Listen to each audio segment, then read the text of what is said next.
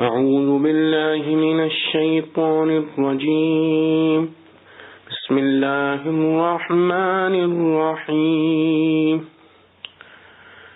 أولم يروا إلى ما خلق الله من شيء يتفيأ ظلاله عن اليمين والشمائل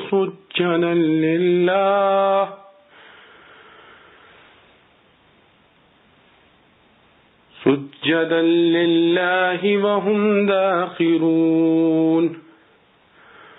ولله يسجد ما في السماوات وما في الأرض من دابة والملائكة وهم لا يستكبرون.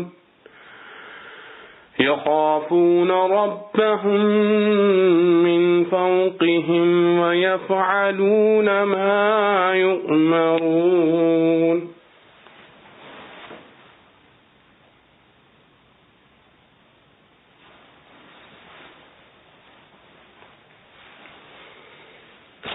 وقال الله لا تتخذوا إلهين اثنين إنما هو إله واحد فإياي فارهبون. وله ما في السماوات والأرض وله الدين واصبا أفغير الله تتقون. وما بكم من نعمة فمن الله ثم إذا مسكم الضر فإليه تجأرون. ثم إذا كشف الضر عنكم إذا فريق منكم بربهم يشركون. ليكفروا بما آتيناهم فتمتعوا فسوف تعلمون. ويجعلون لما لا يعلمون نصيبا مما رزقناهم تالله لتسألن عما كنتم تفترون. ويجعلون لله البنات سبحانه ولهم ما يشتهون. ويجعلون لله البنات سبحانه ولهم ما يشتهون. کیا نہیں دیکھتے وہ جو کہ اللہ نے پیدا کی ہے کوئی چیز کے ڈھلتے ہیں سائے اس کے داہنی طرف سے اور بائیں طرف سے سجدہ کرتے ہوئے اللہ کو، اور وہ عاجزی میں ہیں. اور اللہ کو سجدہ کرتا ہے جو آسمان میں ہے اور جو زمین میں ہے جانداروں سے اور فرشتوں، اور وہ تکبر نہیں کرتے. ڈر رکھتے ہیں اپنے رب کا اپنے اوپر سے اور کرتے ہیں جو حکم پاتے ہیں. اور کہا ہے اللہ نے مت پکڑو معبود دو، وہ معبود ایک ہی ہے، سو مجھ سے ڈرو. اور اسی کا ہے جو کچھ ہے آسمانوں میں اور زمین میں، اور اسی کی عبادت ہے ہمیشہ. سو کیا سوائے اللہ کے کسی سے ڈرتے ہو؟ اور جو کچھ تمہارے پاس ہے نعمت سو اللہ کی طرف سے.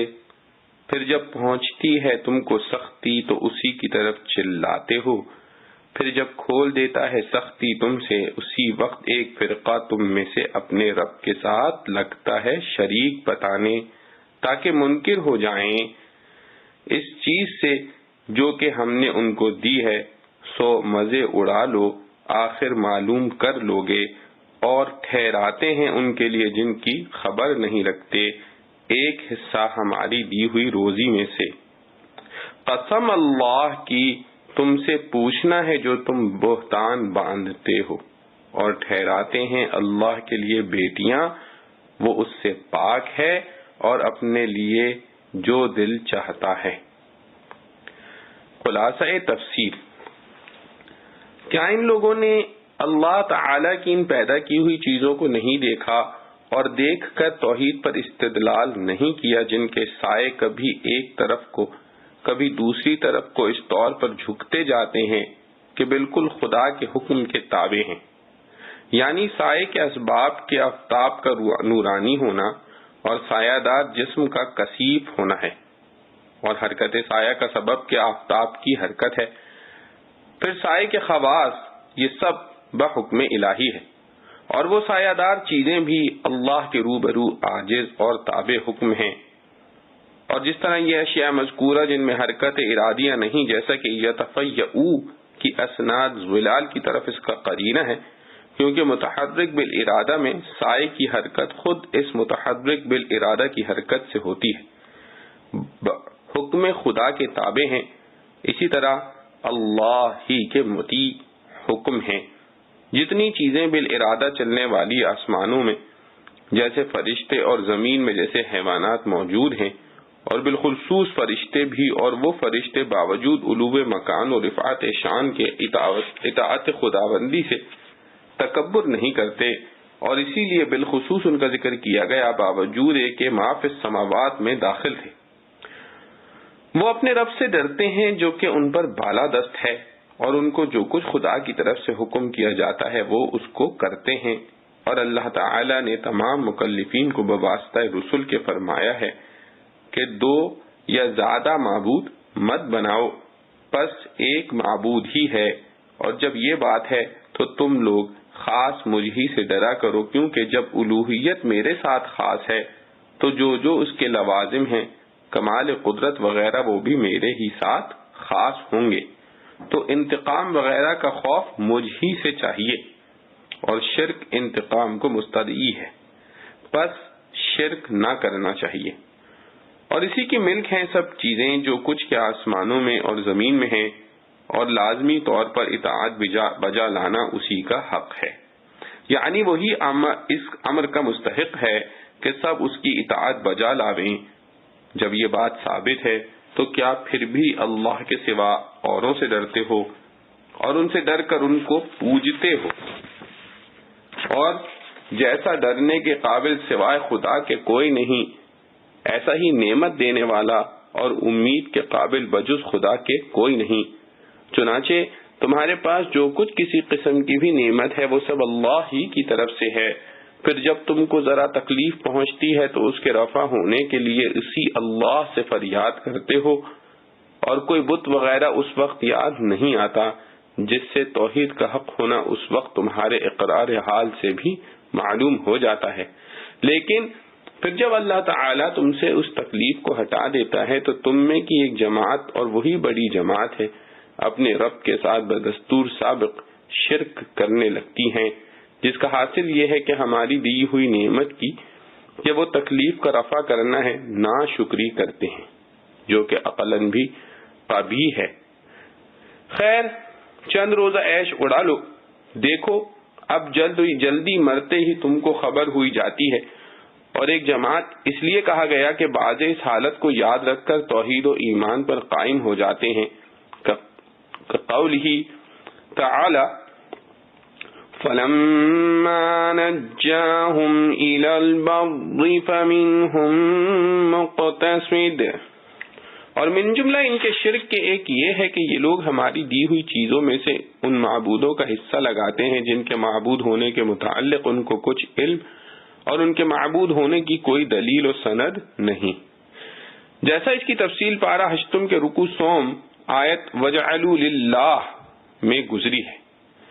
قسم ہے خدا کی تم سے تمہاری ان افتراء پردازیوں کی قیامت میں ضرور باز پرس ہوگی، اور ایک شرک ان کا یہ ہے کہ اللہ تعالیٰ کے لیے بیٹیاں تجویز کرتے ہیں، سبحان اللہ کیسی محمل بات ہے، اور اس پر یہ ترا کہ اپنے لیے چاہتی چیز یعنی بیٹے پسند کرتے ہیں۔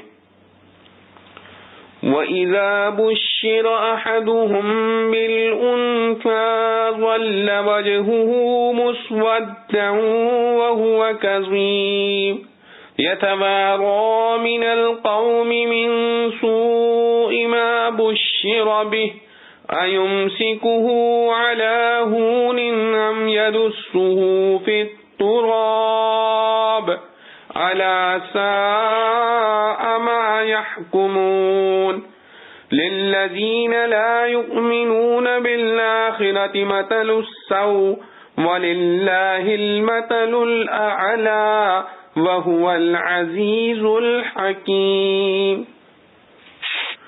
اور جب خوشخبری ملے ان میں کسی کو بیٹی کی، سارے دن رہے منہ اس کا سیاہ اور جی میں گھٹتا رہے، چھپتا پھرے لوگوں سے مارے برائی اس خوشخبری کے جو سنی، اس کو رہنے دے ذلت قبول کر کے یا اس کو داب دے مٹی میں، سنتا ہے برا فیصلہ کرتے ہیں۔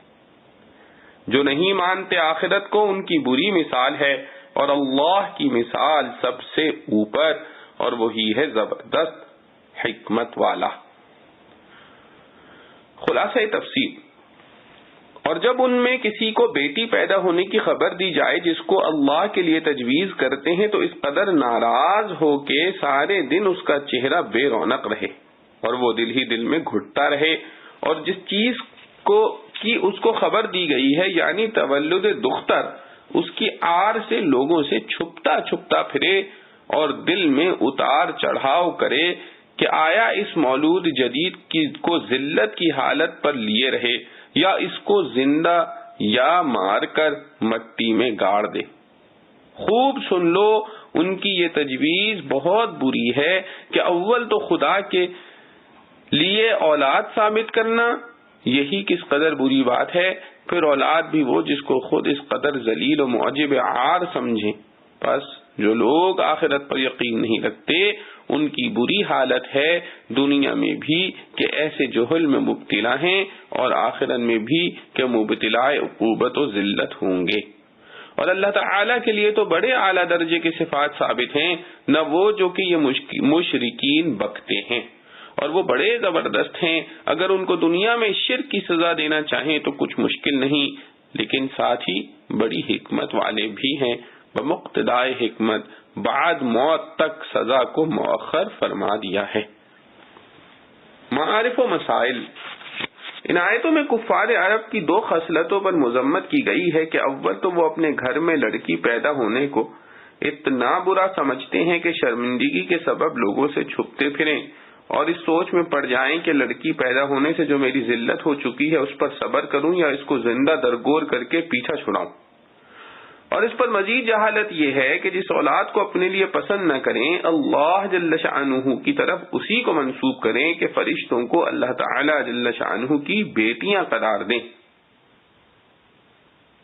دوسری آیت کے آخر میں الا ساء ما يحكمون کا مفہوم تفسیر بحر محیط میں بحوالہ ابن عطیہ یہی دونوں خصلتیں قرار دی ہیں کہ اول تو ان کا یہ فیصلہ ہی برا فیصلہ ہے کہ لڑکیوں کو ایک عذاب اور ذلت سمجھیں، دوسرے پھر جس چیز کو اپنے لیے ذلت سمجھیں اسی کو اللہ تعالی کی طرف منسوب کریں۔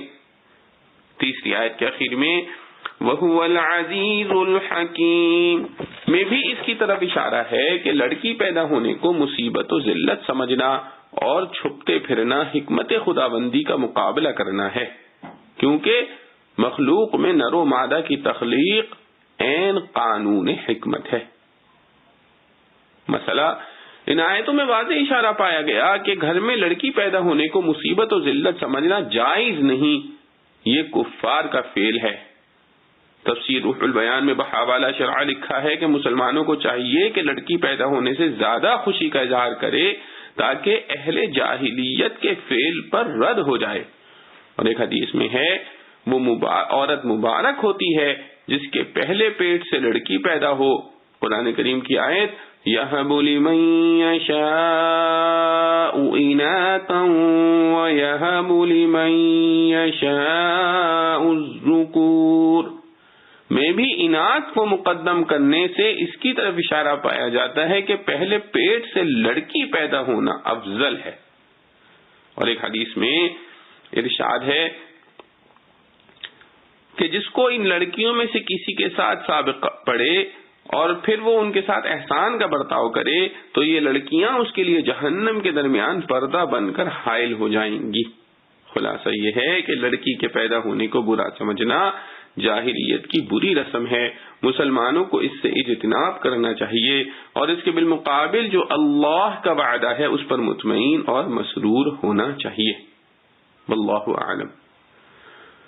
وَلَوْ يُؤَاخِذُ اللَّهُ النَّاسَ بِظُلْمِهِمْ مَا تَرَكَ عَلَيْهَا مِنْ دَابَّةٍ رتبة ولكن يؤخرهم إلى أجل مسمى فإذا جاء أجلهم لا يستأخرون ساعة ولا يستقدمون ويجعلون لله ما يكرهون وتصف ألسنتهم الكذب أن لهم الحسنى لا جرم أن لهم النار وأنهم مفرطون تالله لقد أرسلنا إلى أمم من قبلك فزين لهم الشيطان أعمالهم فهو وليهم اليوم ولهم عذاب أليم وما أنزلنا عليك الكتاب إلا لتبين لهم الذي اختلفوا فيه وهدى ورحمة لقوم يؤمنون والله أنزل من السماء ماء فأحيا به الأرض بعد موتها إن في ذلك لآية لقوم يسمعون۔ اور اگر پکڑے اللہ لوگوں کو ان کی بے انصافی پر، نہ چھوڑے زمین پر ایک چلنے والا، لیکن ڈھیل دیتا ہے ان کو ایک وقت موعود تک، پھر جب آ پہنچے گا ان کا وعدہ، نہ پیچھے سرک سکیں گے ایک گھڑی اور نہ آگے سے رکھ سکیں گے۔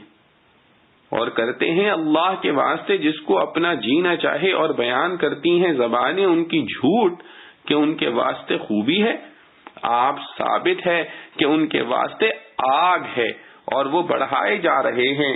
قسم اللہ کی ہم نے رسول بھیجے مختلف فرقوں میں تجھ سے پہلے، پھر اچھے کر کے دکھلائے ان کو شیطان نے ان کے کام، سو وہی رفیق ان کا ہے آج، اور ان کے واسطے عذاب دردناک ہے۔ اور ہم نے اتاری تجھ پر کتاب اسی واسطے کہ کھول کر سنا دے تو ان کو وہ چیز کہ جس میں جھگڑ رہے ہیں، اور سیدھی راہ سمجھانے کو، اور واسطے بخشش ایمان لانے والوں کے۔ اور اللہ نے اتارا آسمان سے پانی، پھر اس سے زندہ کیا زمین کو اس کے مرنے کے پیچھے، اس میں نشانی ہے ان لوگوں کو جو سنتے ہیں۔ خلاصہ تفسیر، اور اگر اللہ تعالی ظالم لوگوں پر ان کے ظلم یعنی شرک و کفر کے سبب فی الفور دنیا میں پوری دار و گیر فرماتے تو سطح زمین پر کوئی حص و حرکت کرنے والا نہ چھوڑتے، بلکہ سب کو ہلاک کر دیتے، لیکن فی الفور دار و گیر نہیں فرماتے، بلکہ ایک میعاد معین تک مہلت دے رہے ہیں تاکہ اگر کوئی توبہ کرنا چاہے تو گنجائش ہے۔ پھر جب ان کا وقت وہ معین نزدیک آ پہنچے گا، اس وقت ایک ساعت نہ اس سے پیچھے ہٹ سکیں گے اور نہ آگے بڑھ سکیں گے، بلکہ فوراً سزا ہو جائے گی۔ اور اللہ تعالیٰ کے لیے وہ امور تجویز کرتے ہیں جن کو خود اپنے لیے ناپسند کرتے ہیں، جیسے اوپر آیا ہے، اور اللہ تعالیٰ جیسا اوپر آیا ہے وَيَجْعَلُونَ لِلَّهِ الْبَنَاتِ، اور پھر اس پر اپنی زبان سے جھوٹے دعوے کرتے جاتے ہیں کہ ان کے یعنی ہمارے لیے برتقدیر وقوع قیامت ہر طرح کی بھلائی ہے۔ اللہ تعالیٰ فرماتے ہیں کہ بھلائی کہاں سے آئی تھی، بلکہ لازمی بات ہے کہ ان کے لیے قیامت کے دن دوزخ ہے، اور بے شک وہ لوگ دوزخ میں سب سے پہلے بھیجے جائیں گے۔ اے محمد صلی اللہ علیہ وسلم، آپ ان کے کفر و جہالت پر کچھ غم نہ کیجیے، کیونکہ بخدا آپ کے زمانے سے پہلے جو امتیں ہو گزری ہیں ان کے پاس بھی ہم نے رسولوں کو بھیجا تھا، جیسا کہ آپ کو ان کے پاس بھیجا ہے۔ سو جس طرح یہ لوگ اپنی کفریات کو پسند کرتے ہیں اور اس پر قائم ہیں، اسی طرح ان کو بھی شیطان نے ان کے اعمال کفریہ مستحسن کر کے دکھلائے، پس وہ شیطان آج یعنی دنیا میں ان کا رفیق ہے، یعنی رفیق تھا کہ ان کو بہتکاتا سکھاتا تھا، پس دنیا میں تو ان کو یہ خسارہ ہوا، اور پھر قیامت میں ان کے واسطے دردناک سزا مقرر ہے۔ غرض یہ لاحقین بھی ان سابقین کی طرح کفر کر رہے ہیں، اور انہی کی طرح ان کو سزا بھی ہوگی۔ آپ صلی اللہ تعالی علیہ وسلم کیوں غم میں پڑے؟ اور ہم نے آپ صلی اللہ علیہ وسلم پر یہ کتاب جس کا نام قرآن ہے اس زمان واسطے نازل نہیں کی کہ سب کا ہدایت پر لانا آپ صلی اللہ علیہ وسلم کے ذمے ہوتا کہ بعض کے ہدایت پر نہ آنے سے آپ مغموم ہوں، بلکہ صرف اس واسطے نازل کی ہے کہ جن امور دین میں لوگ اختلاف کر رہے ہیں مثل توحید و معاد و احکام حلال و حرام، آپ صلی اللہ علیہ وسلم عام لوگوں پر اس کو ظاہر فرما دیں۔ یہ فائدہ تو قرآن کا عام ہے اور ایمان والوں کی ہدایت خاصہ اور رحمت کی غرض سے نازل فرمایا ہے، سو یہ امور بفضلہ تعالی حاصل ہیں۔ اور اللہ تعالی نے آسمان سے پانی برسایا، پھر اس سے زمین کو اس کے مردہ ہونے کے بعد زندہ کیا، یعنی اس کی قوت نامیہ کو بعد اس کے کہ خشک ہو جانے سے کمزور ہو گئی تھی تقویت دی۔ اس امر مذکور میں ایسے لوگوں کے لیے توحید کی اور منعم ہونے کی بڑی دلیل ہے جو جی سے ان باتوں کو سنتے ہیں۔ وَإِنَّ لَكُمْ فِي الْأَنْعَامِ لَعِبْرَةً نُسْقِيكُم مِّمَّا فِي بُطُونِهِ مِن بَيْنِ فَرْثٍ وَدَمٍ لَبَنًا خَالِصًا سَائِغًا لِّلشَّارِبِينَ، اور تمہارے واسطے چوپاؤں میں سوچنے کی جگہ ہے، پلاتے ہیں تم کو اس کے پیٹ کی چیزوں میں سے گوبر اور لہو کے بیچ میں سے دودھ ستھرا خوشگوار پینے والوں کے لیے۔ خلاصہ تفسیر، اور نیز تمہارے لیے مواشی میں بھی غور درکار ہے، دیکھو ان کے پیٹ میں جو گوبر اور خون کا مادہ ہے اس کے درمیان میں سے دودھ کا مادے کا ایک حصہ خون کا ہے، بعد ہضم کے جدا کر کے تھن کے مزاج سے ان کا رنگ بدل کر اس کو صاف اور گلے میں آسانی سے اترنے والا دودھ بنا کر ہم تم کو پینے کو دیتے ہیں۔ معارف و مسائل، بطونی ہی کی ضمیر انعام کی طرف راجع ہے۔ لفظ انعام جمع مؤنث ہونے کا تقاضا یہ تھا کہ بطونہا کہا جاتا، جیسا کہ سورہ مومنین میں اسی طرح نسقیکم مما فی بطونہا فرمایا گیا ہے۔ قرطبی نے اس کی توجیہ یہ کی ہے کہ سورہ مومنون میں معنی جمع کی رعایت کر کے ضمیر مؤنث لائی گئی ہے، اور سورہ نحل میں لفظ جمع کی رعایت سے ضمیر مذکر استعمال ہوئی، اور محاورات عرب میں اس کی نظیریں بے شمار ہیں کہ لفظ جمع کی ضمیر مفرد راجع کی جاتی ہے۔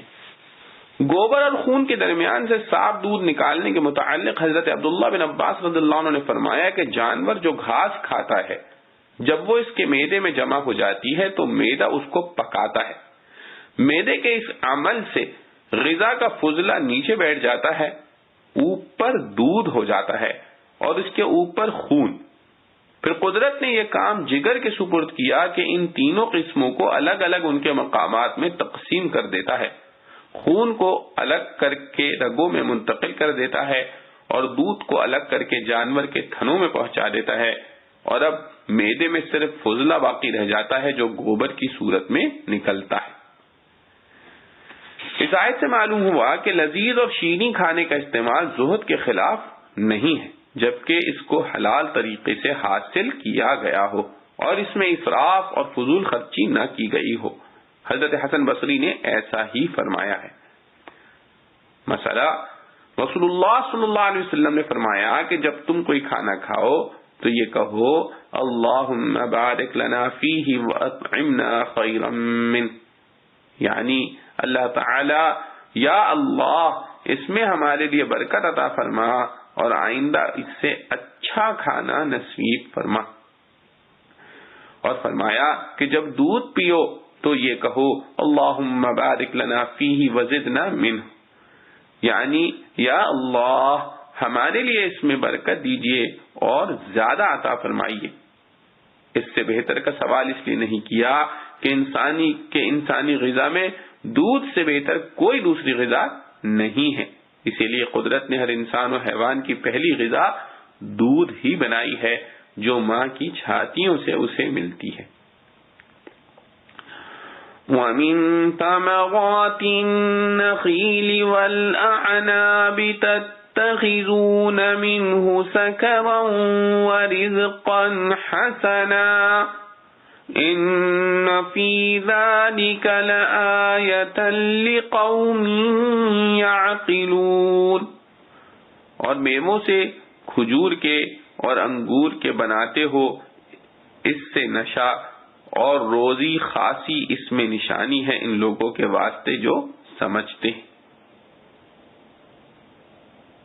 اور میووں سے کھجور کے اور انگور کے بناتے ہو، اس سے نشہ اور روزی خاصی اس میں نشانی ہے ان لوگوں کے واسطے جو سمجھتے۔ خلاصہ تفسیر، اور نیز کھجور اور انگوروں کی حالت میں غور کرنا چاہیے کہ ان کے پھلوں سے تم لوگ نشے کی چیز اور عمدہ کھانے کی چیزیں جیسے خرمائے خشک و کشمش اور شربت اور سرکہ بناتے ہو، بے شک اس میں بھی توحید اور منعم ہونے کی ان لوگوں کے لیے بڑی دلیل ہے جو عقل سلیم رکھتے ہیں۔ معارف و مسائل، پچھلی آیتوں میں تعالی جل شانہ کی ان نعمتوں کا ذکر تھا جو انسانی غذائیں پیدا کرنے میں عجیب و غریب صنعت و قدرت کا مظہر ہے۔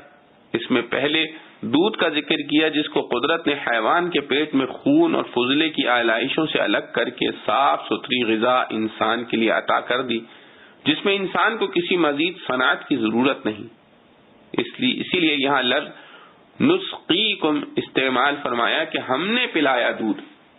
اس کے بعد فرمایا کہ کھجور اور انگور کے کچھ پھلوں میں سے بھی انسان اپنی غذا اور نفع کی چیزیں بناتا ہے۔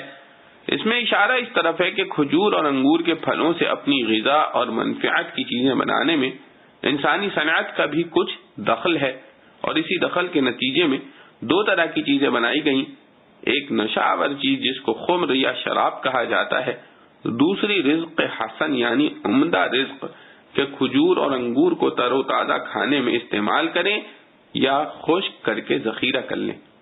مقصد یہ ہے کہ اللہ تعالی نے اپنی قدرت کاملہ سے کھجور اور انگور کے پھل انسان کو دے دیے اور اس سے اپنی غذا وغیرہ بنانے کا اختیار بھی دے دیا۔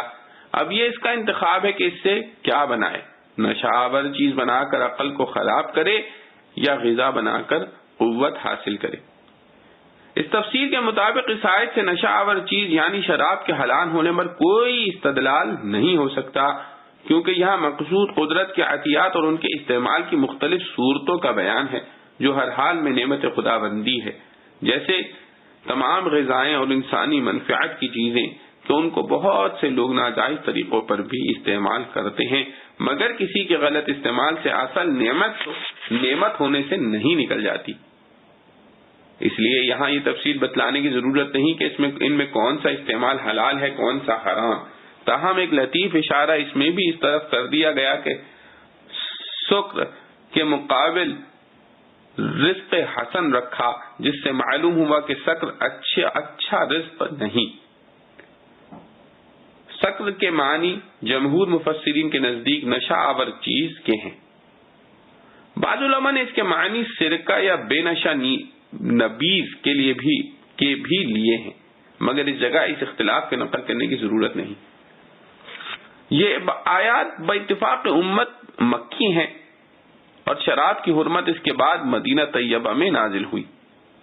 یہ آیات باتفاق امت مکی ہیں اور شراب کی حرمت اس کے بعد مدینہ طیبہ میں نازل ہوئی۔ نزول آیت کے وقت اگرچہ شراب حلال تھی اور مسلمان عام طور پر پیتے تھے، مگر اس وقت بھی اس آیت میں اشارہ اس طرف کر دیا گیا کہ اس کا پینا اچھا نہیں۔ بعد میں صراحتاً شراب کو شدت کے ساتھ حرام کرنے کے لیے قرآنی احکام نازل ہو گئے۔ وَأَوْحَى رَبُّكَ إِلَى النَّحْلِ أَنِ اتَّخِذِي مِنَ الْجِبَالِ بُيُوتًا وَمِنَ الشَّجَرِ وَمِمَّا يَعْرِشُونَ ثم كلي من كل الثمرات فاسلكي سبل ربك ذللا يخرج من بطونها شراب مختلف ألوانه فيه شفاء للناس إن في ذلك لآية لقوم لقوم يتفکرون، اور حکم دیا تیرے رب نے شہد کی مکھی کو کہ بنائے پہاڑوں میں گھر اور درختوں میں اور جہاں ٹٹیاں باندھتے ہیں،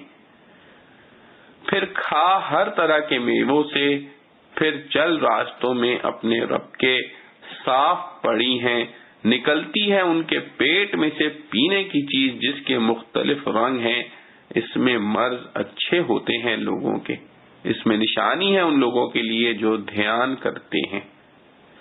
خلاصہ تفسیر، اور یہ بات بھی غور کے قابل ہے کہ آپ کے رب نے شہد کی مکھی کے جی میں یہ بات ڈالی کہ تو پہاڑوں میں گھر یعنی چھتا بنا لے اور درختوں میں بھی، اور لوگ جو عمارتیں بناتے ہیں ان میں بھی چھتا لگا لے، چنانچہ ان سب موقعوں پر وہ چھتا لگاتی ہے، پھر ہر قسم کے مختلف پھلوں سے جو تجھ کو مرغوب ہوں چوستی، پھر چوس کر چھتے کی طرف واپس آنے کے لیے اپنے رب کے راستوں میں چل جو تیرے لیے باعتبار چلنے کے اور یاد رہنے کے آسان ہیں۔ چنانچہ بڑی بڑی دور سے بے راستہ بھولے ہوئے اپنے چھتے کو لوٹ آتی ہے، پھر جب چوس کر اپنے چھتے کی طرف لوٹتی ہے تو اس کے پیٹ میں سے پینے کی ایک چیز نکلتی ہے یعنی شہد، جس کی رنگتیں مختلف ہوتی ہیں کہ اس میں لوگوں کی بہت سی بیماریوں کے لیے شفا ہے، اس میں بھی ان لوگوں کے لیے توحید کی اور منعم ہونے کی بڑی دلیل ہے جو سوچتے ہیں۔ معارف و مسائل، اوحا وحی یعنی یہاں اپنے اصطلاحی مفہوم میں نہیں ہے بلکہ لغوی معنی میں ہے، وہ یہ کہ متکلم مخاطب کو کوئی خاص بات مخفی طور پر اس طرح سمجھا دے کہ دوسرا شخص اس بات کو نہ سمجھ سکے۔ النحل، شہد کی مکھی اپنی عقل و فراست اور حسن تدبیر کے لحاظ سے تمام حیوانات میں ممتاز جانور ہے، اسی لیے اللہ تعالی نے اس کو خطاب بھی امتیازی شان کا کیا ہے۔ باقی حیوانات کے بارے میں تو قانونی کلی کے طریقے پر اعطى كل شيء خلقه ثم هدى فرمایا، لیکن اس ننھی سی مخلوق کے بارے میں خاص کر کے اوحى ربك فرمایا، جس سے اشارہ اس بات کی طرف کر دیا کہ یہ دوسرے حیوانات سے بنسبت عقل و شعور اور سوجھ بوجھ میں ایک ممتاز حیثیت رکھتی ہے۔ شہد کی مکھیوں کی فہم و فراست کا اندازہ ان کے نظام حکومت سے بخوبی ہوتا ہے۔ اس ضعیف جانور کا نظام زندگی انسانی سیاست و حکمرانی کے اصول پر چلتا ہے۔ تمام نظم و نسق ایک بڑی مکھی کے ہاتھ میں ہوتا ہے جو تمام مکھیوں کی حکمران ہوتی ہے۔ اس کی تنظیم اور تقسیم کار کی وجہ سے پورا نظام صحیح سالم چلتا رہتا ہے۔ اس کے عجیب و غریب نظام اور مستحکم قوانین و ضوابط کو دیکھ کر انسانی عقل دنگ رہ جاتی ہے۔ خود یہ ملکہ 3 ہفتوں کے عرصے میں 6000 سے 12000 تک انڈے دیتی ہے۔ یہ اپنی قد و قامت اور وضع و قطع کے لحاظ سے دوسری مکھیوں سے ممتاز ہوتی ہے، بلکہ تقسیم کار کے اصول پر اپنی رعایا کو مختلف امور پر مامور کرتی ہے۔ ان میں سے بعض دربانی کے فرائض انجام دیتی ہیں اور کسی نامعلوم اور خارجی فرد کو اندر داخل نہیں ہونے دیتی، بعض انڈوں کی حفاظت کرتی ہیں، بعض نابالغ بچوں کی تربیت کرتی ہیں، بعض معماری اور انجینئرنگ کے فرائض ادا کرتی ہیں۔ ان کے تیار کردہ اکثر چھتوں کے خانے 20,000 سے 30,000 تک ہوتے ہیں۔ بعض موم جمع کر کے معماروں کے پاس پہنچاتی رہتی ہیں جس سے وہ اپنے مکانات تعمیر کرتے ہیں۔ یہ موم نباتات پر جمے ہوئے سفید قسم کے صفوف سے حاصل کرتی ہیں۔ گنے پر یہ مادہ بکثرت نظر آتا ہے۔ ان میں سے بعض مختلف قسم کے پھولوں اور پھلوں پر بیٹھ کر اس کو چوستی ہیں جو ان کے پیٹ میں شہد میں تبدیل ہو جاتا ہے۔ یہ شہد ان کی اور ان کے بچوں کی غذا ہے، اور یہی ہم سب کے لیے بھی لذت و غذا کا جوہر اور دوا و شفا کا نسخہ ہے۔ یہ مختلف پارٹیاں نہایت سرگرمی سے اپنے اپنے فرائض سر انجام دیتی ہیں اور اپنی ملکہ کے حکم کو دل و جان سے قبول کرتی ہیں۔ ان میں سے اگر کوئی گندگی پر بیٹھ جائے تو چھتے کے دربان اسے باہر روک لیتے ہیں اور ملکہ اس کو قتل کر دیتی ہے۔ ان کے اس حیرت انگیز نظام اور حسن کارکردگی کو دیکھ کر انسان حیرت میں پڑ جاتا ہے۔ بیوتن اوحا ربک سے جو ہدایت دی گئی ہے ان سے یہ پہلی ہدایت ہے جس میں گھر بنانے کا ذکر ہے۔ یہاں یہ بات قابل غور ہے کہ ہر جانور اپنے رہنے سہنے کے لیے گھر تو بناتا ہی ہے، پھر اس کا اہتمام سے گھروں کی تعمیر کا حکم مکھیوں کو دینے میں کیا خصوصیت ہے؟ پھر یہاں لفظ بھی بیوت کا استعمال فرمایا جو عموماً انسانی رہائش گاہوں کے لیے بولا جاتا ہے۔ اس سے اشارہ ایک تو اس طرف کر دیا کہ مکھیوں کو چونکہ شہد تیار کرنا ہے اس کے لیے پہلے سے ایک محفوظ گھر بنا لیں، دوسرا اس طرف اشارہ کر دیا کہ جو گھر یہ بنائیں گی وہ عام جانوروں کے گھروں کی طرح نہیں ہوں گے بلکہ ان کی ساخت و بناوٹ غیر معمولی قسم کی ہوگی۔ چنانچہ ان کے گھر عام جانوروں کے گھروں سے ممتاز ہوتے ہیں جن کو دیکھ کر انسانی عقل بھی ششدر رہ جاتی ہے۔ ان کے گھر مسدس شکل کے ہوتے ہیں، پرکار اور مستر سے بھی اگر ان کی پیمائش کی جائے تو بال برابر بھی فرق نہیں رہتا۔ مسدس شکل کے علاوہ اور دوسری کسی شکل مثلا مربع اور مخمس وغیرہ کو اس لیے اختیار نہیں کرتی کہ ان کے بعض کونے بیکار رہ جاتے ہیں۔ اللہ تعالیٰ نے مکھیوں کو محض گھر بنانے کا حکم نہیں دیا بلکہ اس کا محل وقوع بھی بتلا دیا کہ وہ کسی بلندی پر ہونا چاہیے، کیونکہ ایسے مقامات پر شہد کو تازہ اور صاف چھنی ہوئی ہوا پہنچتی رہتی ہے، وہ گندی ہوا سے بچا رہتا ہے اور توڑ پھوڑ سے بھی محفوظ رہتا ہے۔ چنانچہ فرمایا من الجبال بیوتا ومن الشجر ومما یعرشون، یعنی ان گھروں کی تعمیر پہاڑوں، درختوں اور بلند عمارتوں پر ہونی چاہیے تاکہ شہد بالکل محفوظ طریقے سے تیار ہو سکے۔ ثم کلی من کل الثمرات، یہ دوسری ہدایت ہے جس میں مکھی کو حکم دیا جا رہا ہے کہ اپنی رغبت اور پسند کے مطابق پھل پھول سے رس چوسے۔ یہاں من کل الثمرات فرمایا، لیکن بظاہر یہاں لفظ کل سے دنیا بھر کے پھل پھول مراد نہیں ہے بلکہ جن تک آسانی سے اس کی رسائی ہو سکے اور مطلب حاصل ہو سکے۔ کل کا یہ لفظ ملکہ سبا کے واقعے میں بھی وارد ہوا ہے۔ وَأُوتِيَتْ مِن كُلِّ شَيْءٍ، اور ظاہر ہے کہ وہاں بھی استغراق کلی مراد نہیں ہے بلکہ ملکہ سبا کے پاس ہوائی جہاز اور ریل موٹر ہونا بھی لازم آئے، بلکہ اس وقت کی تمام ضروریات و مناسبات مراد ہیں۔ یہاں بھی من کل الثمرات سے یہی مراد ہے۔ یہ مکھی ایسے لطیف اور قیمتی اجزاء چوستی ہے کہ آج کے سائنسی دور میں مشینوں سے بھی وہ جوہر نہیں نکالا جا سکتا۔ فَاسْلُكِي سُبُلَ رَبِّكِ ذُلَلًا، یہ مکھی کو تیسری ہدایت دی جا رہی ہے کہ اپنے رب کے ہموار کیے ہوئے راستوں پر چل پڑ۔ یہ جب گھر سے دور دراز مقامات پر پھل پھول کا رس چوسنے کے لیے کہیں جاتی ہے تو بظاہر اس کا اپنے گھر میں واپس آنا مشکل ہونا چاہیے تھا، لیکن اللہ تعالیٰ نے اس کے لیے راہوں کو آسان بنا دیا ہے، چنانچہ وہ میلوں دور جاتی ہے اور بغیر بھولے بھٹکے اپنے گھر واپس پہنچ جاتی ہے۔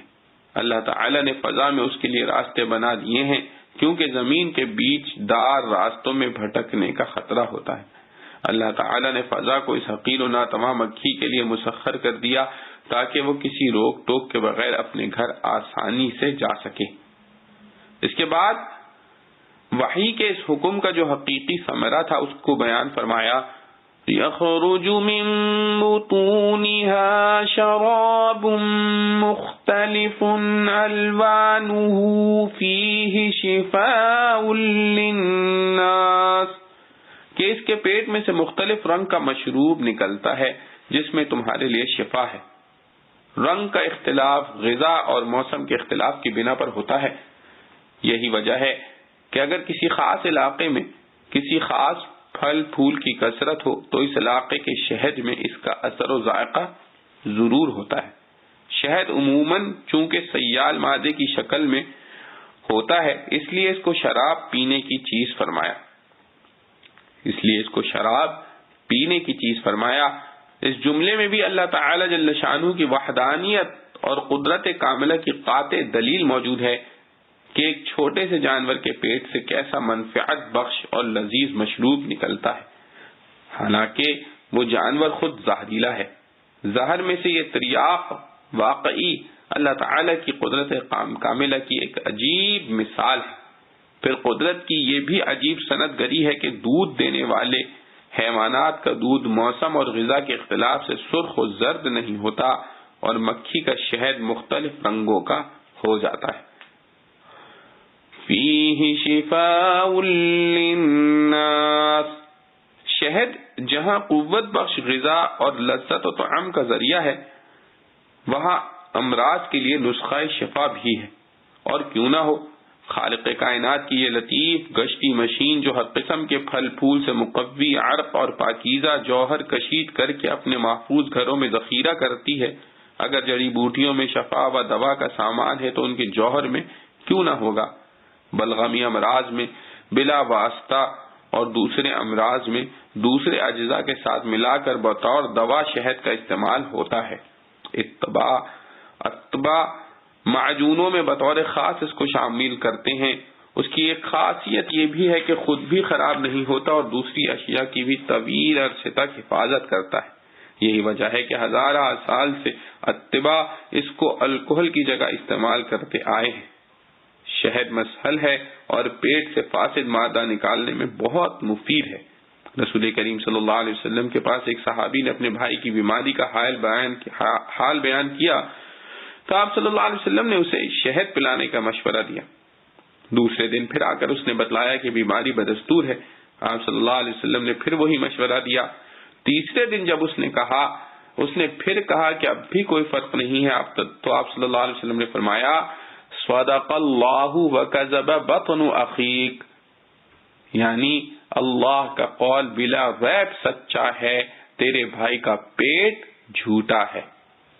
مراد یہ ہے کہ دوا کا قصور نہیں، مریض کے مزاج خاص کی وجہ سے جلدی اثر ظاہر نہیں ہوا، اس کے بعد پھر پلایا تو بیمار تندرست ہو گیا۔ یہاں قرآن کریم میں شفاء نکرہ تحت الاسبات ہے، جس سے اس کا ہر مرض کے لیے تو شفا ہونا معلوم نہیں ہوتا، لیکن شفا کی تنوین جو تعظیم کے لیے ہے اس بات پر ضرور دلالت کرتی ہے کہ شہد کی شفا عظیم اور ممتاز نوعیت کی ہے۔ اور اللہ تعالیٰ کے بعض اہل دل بندے وہ بھی ہیں جن کو شہد کے کسی بھی مرض کے لیے شفا ہونے میں کوئی شبہ نہیں، اور ان کو اپنے رب کے قول کے ظاہر ہی پر اس قدر مستحکم یقین اور مضبوط اعتقاد ہے کہ وہ پھوڑے اور آنکھ کا علاج بھی شہد سے کرتے ہیں اور جسم کے دوسرے امراض کا بھی۔ حضرت ابن عمر رضی اللہ تعالی عنہ کے متعلق روایات میں ہے کہ ان کے بدن پر اگر پھوڑا بھی نکل آتا تو اس پر شہد کا لیپ کر کے علاج کرتے۔ بعض لوگوں نے ان سے اس کی وجہ پوچھی تو جواب میں فرمایا کہ کیا اللہ تعالی نے قرآن کریم میں اس کے متعلق یہ نہیں فرمایا کہ فیہ شفاء للناس، اللہ تعالی اپنے بندوں کے ساتھ ویسا ہی معاملہ کرتے ہیں جیسا ان بندوں کا اپنے رب کے متعلق اعتقاد ہوتا ہے۔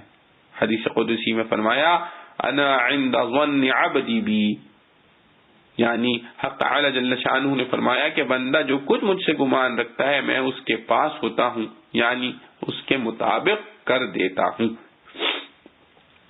ان فی ذلک لآیۃ لقوم یتفکرون، اللہ تعالیٰ نے اپنی قدرت کاملہ کی مذکورہ بالا مثالیں بیان فرمانے کے بعد انسان کو پھر غور و فکر کی دعوت دی ہے کہ قدرت کی ان مثالوں میں غور و فکر کر کے تو دیکھ لو، اللہ تعالیٰ مردہ زمین کو پانی برسا کر زندہ کر دیتا ہے، وہ غلاظت و نجاست کے درمیان سے تمہارے لیے صاف و شفاف اور خوشگوار دودھ کی نالیاں بہاتا ہے، وہ انگور و کھجور کے درختوں پر شیریں پھل پیدا کرتا ہے جن سے تم لذیذ شربتیں اور مزیدار مربے بناتے ہو، وہ ایک چھوٹے سے زہریلے جاندار کے ذریعے تمہارے لیے لذت و طعم اور غذا و شفا کا بہترین سامان مہیا کرتا ہے، کیا اب بھی تم دیوی دیوتاؤں کو پکارو گے؟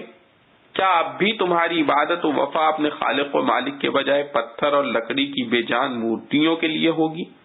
اور خوب سمجھ لو، کیا یہ بھی تمہاری عقل میں آ سکتا ہے کہ یہ سب کچھ اندھے، بہرے اور بے شعور مادے کی کرشمہ سازی ہو؟ صنعت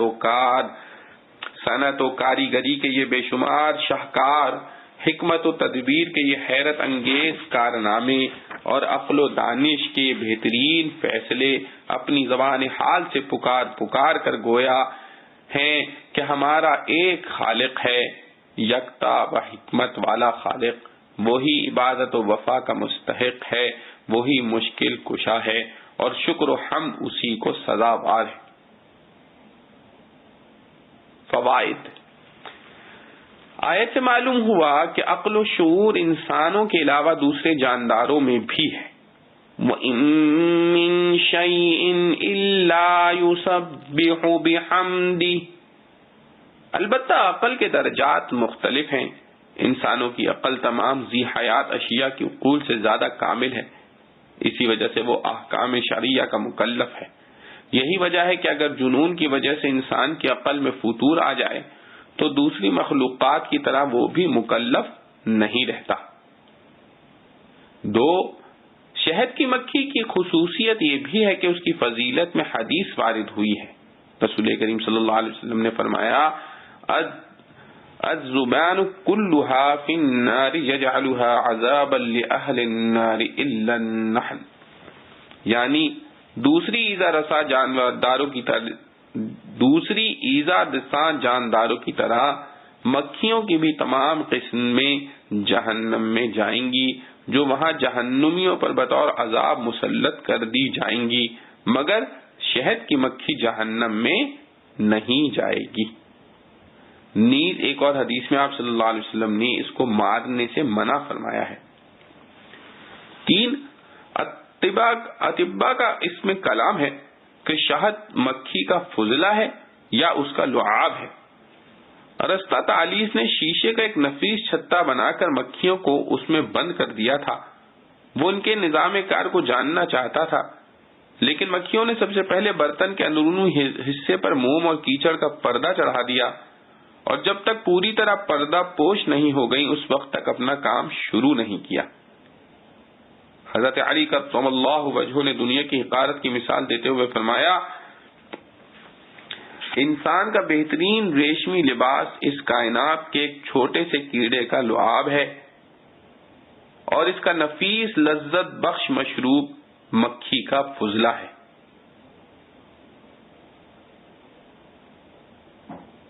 4، فیہ شفاء للناس، سے یہ بھی معلوم ہوا کہ دوا سے مرض کا علاج کرنا جائز ہے، اس لیے کہ اللہ تعالیٰ نے اسے بطور انعام ذکر کیا ہے۔ دوسری جگہ ارشاد ہے، وَنُنَزِّلُ مِنَ الْقُرْآنِ مَا هُوَ شِفَاءٌ وَرَحْمَةٌ لِّلْمُؤْمِنِينَ، حدیث میں دوا استعمال کرنے اور علاج کرنے کی ترغیب آئی ہے۔ نبی کریم صلی اللہ علیہ وسلم سے بعض حضرات نے سوال کیا کہ کیا ہم دوا استعمال کریں؟ آپ صلی اللہ تعالی علیہ وسلم نے فرمایا، کیوں نہیں، علاج کر لیا کرو، اس لیے کہ اللہ تعالی نے جو بھی مرض پیدا کیا ہے اس کے لیے دوا بھی پیدا فرمائی ہے، مگر ایک مرض کا علاج نہیں۔ انہوں نے سوال کیا، وہ مرض کون سا ہے؟ آپ صلی اللہ علیہ وسلم نے فرمایا، بڑھاپا۔ حضرت خزیمہ رضی اللہ تعالی عنہ سے بھی ایک روایت ہے، وہ فرماتے ہیں کہ ایک دفعہ میں نے رسول کریم صلی اللہ علیہ وسلم سے پوچھا کہ یہ جو ہم جھاڑ پھونک کا عمل کرتے ہیں یا دوا سے اپنا علاج کرتے ہیں، اسی طرح بچاؤ اور حفاظت کے جو انتظامات کرتے ہیں، کیا یہ اللہ تعالی کی تقدیر کو بدل سکتے ہیں؟ آپ صلی اللہ علیہ وسلم نے فرمایا، یہ بھی تو تقدیر الہی کی صورتیں ہیں۔ آپ صلی اللہ علیہ وسلم نے فرمایا، یہ بھی تو تقدیر الہی ہی کی صورتیں ہیں۔ غرض یہ کہ علاج کرنے اور دوا استعمال کرنے کے جواز پر تمام علماء متفق ہیں، اور اس سلسلے میں بے شمار حدیث و آثار وارد ہوئے ہیں۔ حضرت ابن عمر رضی اللہ عنہ کی اولاد میں اگر کسی کو بچھو کاٹ لیتا تھا تو اسے تریاق پلاتے تھے اور جھاڑ پھونک سے اس کا علاج فرماتے۔ آپ نے لقوہ کے مریض پر داغ لگا کر اس کا علاج کیا۔ بعض صوفیہ کے متعلق منقول ہے کہ وہ علاج کو پسند نہیں کرتے تھے، اور حضرات صحابہ رضوان اللہ علیہ مجمعین میں سے بھی بعض کے عمل سے یہ ظاہر ہوتا ہے۔ مثلا روایت میں ہے کہ حضرت ابن مسعود رضی اللہ عنہ بیمار ہو گئے، حضرت عثمان رضی اللہ عنہ ان کی عیادت کے لیے تشریف لائے اور ان سے پوچھا آپ کو کیا شکایت ہے؟ انہوں نے جواب دیا مجھے اپنے گناہوں کی فکر ہے۔ حضرت عثمان رضی اللہ عنہ نے فرمایا پھر کس چیز کی خواہش ہے؟ فرمایا اپنے رب کی رحمت کا طلبگار ہوں۔ حضرت عثمان رضی اللہ عنہ نے فرمایا کہ آپ پسند کریں تو میں طبیب کو بلوا لیتا ہوں۔ انہوں نے جواب دیا طبیب ہی نے تو مجھے لٹایا ہے۔ یہاں مجازی طور پر طبیب سے مراد اللہ تعالی شأنہ ہیں، لیکن اس قسم کے واقعات اس بات کی دلیل نہیں کہ یہ حضرات علاج کو مکروہ سمجھتے تھے۔ ہو سکتا ہے کہ اس وقت ان کے ذوق کو گوارا نہیں تھا، اس لیے طبیعت کے قبول نہ کرنے کی وجہ سے انہوں نے پسند نہیں کیا۔ یہ وقتی طور پر غلبہ حال کی ایک کیفیت ہوتی ہے جس کو علاج کے ناجائز یا مکروہ ہونے کی دلیل نہیں بنایا جا سکتا۔ حضرت عثمان رضی اللہ عنہ کا حضرت ابن مسعود رضی اللہ عنہ سے درخواست کرنا کہ میں آپ کے لیے طبیب لے آتا ہوں خود اس بات کی دلیل ہے کہ علاج جائز ہے، بلکہ بعض صورتوں میں یہ واجب بھی ہو جاتا ہے۔ واللہ خلقکم ثم یتوفاکم ومنکم من يرد إلى أرذل العمر لكي لا يعلم بعد علم شيئا إن الله عليم قدير۔ اور اللہ نے تم کو پیدا کیا پھر تم کو موت دیتا ہے، اور کوئی تم میں سے پہنچ جاتا ہے نکمی عمر کو تاکہ سمجھنے کے پیچھے اب کچھ نہ سمجھے۔ اللہ خبردار ہے قدرت والا۔ خلاصہ تفسیر، اور اپنی حالت بھی سوچنے کے قابل ہے کہ اللہ تعالیٰ نے تم کو اول پیدا کیا، پھر عمر ختم ہونے پر تمہاری جان قبض کرتا ہے، جن میں بعض تو ہوش و حواس میں چلتے ہاتھ پاؤں اٹھ جاتے ہیں، اور بعض تم میں وہ ہیں جو ناکارہ عمر تک پہنچائے جاتے ہیں، جن میں نہ قوت جسمانیہ رہے نہ قوت عقلیہ رہے، جس کا یہ اثر ہوتا ہے کہ ایک چیز سے باخبر ہو کر پھر بے خبر ہو جاتا ہے، جیسا کہ اکثر ایسے بوڑھوں کو دیکھا جاتا ہے کہ ابھی ان کو ایک بات بتلائی اور ابھی بھول گئے اور پھر اس کو پوچھ رہے ہیں۔ بے شک اللہ تعالی بڑے علم والے، بڑی قدرت والے ہیں، علم سے ہر ایک مصلحت جانتے ہیں اور قدرت سے ویسا ہی کر دیتے ہیں، اس لیے حیات و وفات کی حالتیں مختلف کر دیں۔ پس یہ بھی دلیل ہے توحید کی۔ معارف و مسائل، اس سے قبل اللہ تعالی نے پانی، نباتات، چوپائے اور شہد کی مکھی کے مختلف احوال بیان فرما کر انسان کو اپنی قدرت کاملہ اور مخلوق کے لیے اپنے انعامات پر متنبہ کیا۔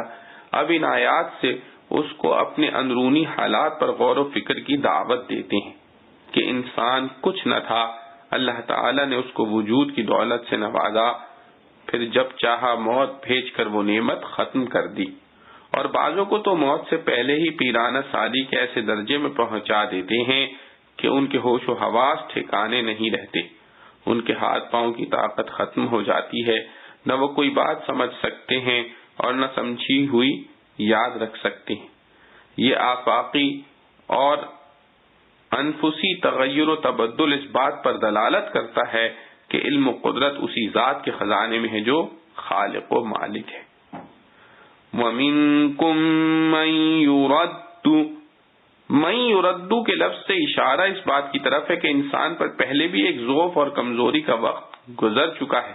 یہ اس کے بچپن کا ابتدائی دور تھا جس میں یہ کسی سوجھ بوجھ کا مالک نہ تھا، اس کے قوا بالکل ضعیف و ناتواں تھے، یہ اپنی بھوک پیاس کو دور کرنے اور اپنے اٹھنے بیٹھنے میں غیروں کا محتاج تھا۔ پھر اللہ تعالیٰ نے اس کو جوانی عطا کی، یہ اس کی ترقی کا زمانہ ہے، پھر رفتہ رفتہ اس کو بڑھاپے کے ایسے درجے میں پہنچا دیتے ہیں جس میں یہ بالکل اسی طرح کمزوری، ضعف اور اضمحلال کی طرف لوٹا دیا جاتا ہے جیسا کہ بچپن میں تھا۔ ارذل العمر، اس سے مراد پیرانہ سالی ہے۔ پیرانہ سالی کی وہ عمر ہے جس میں انسان کے تمام جسمانی اور دماغی قوا مختل ہو جاتے ہیں۔ نبی کریم صلی اللہ علیہ وسلم اس عمر سے پناہ مانگتے تھے۔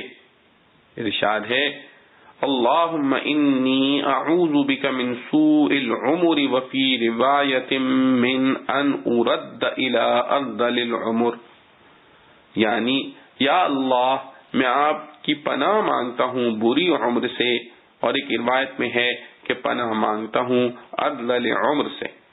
ارذل العمر کی تعریف میں کوئی تعین نہیں ہے، البتہ مذکورہ تعریف راجع معلوم ہوتی ہے، جس کی طرف قرآن نے بھی لِكَيْ لَا يَعْلَمَ بَعْدَ عِلْمٍ شَيْئًا سے اشارہ کیا ہے کہ وہ ایسی عمر ہے جس میں ہوش و حواس باقی نہیں رہتے، جس کا نتیجہ یہ ہوتا ہے کہ وہ اپنی تمام معلومات بھول جاتا ہے۔ ارذل العمر کی تعریف میں اور بھی اقوال ہیں، بعض نے 80 سال کی عمر کو ارذل العمر قرار دیا ہے، اور بعض نے 90 سال کو۔ حضرت علی رضی اللہ عنہ سے بھی 75 سال کا قول منقول ہے۔